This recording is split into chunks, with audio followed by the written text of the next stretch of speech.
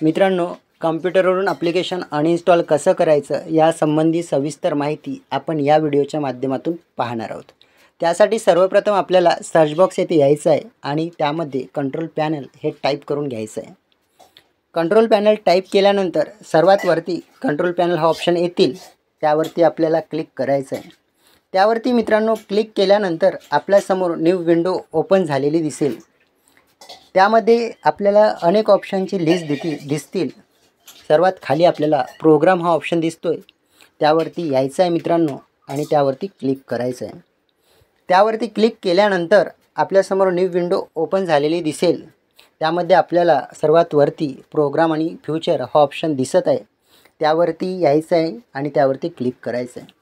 त्यावरती क्लिक केल्यानंतर आपल्यासमोर परत एकदा न्यू विंडो ओपन झालेली दिसेल।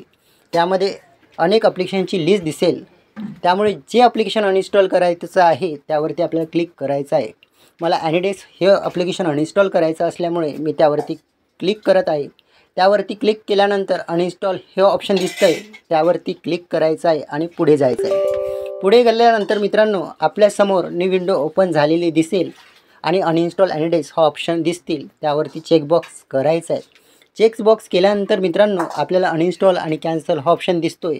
आपल्याला अनइन्स्टॉल या ऑप्शनवरती क्लिक करायचं आहे आणि पुढे जायचं आहे।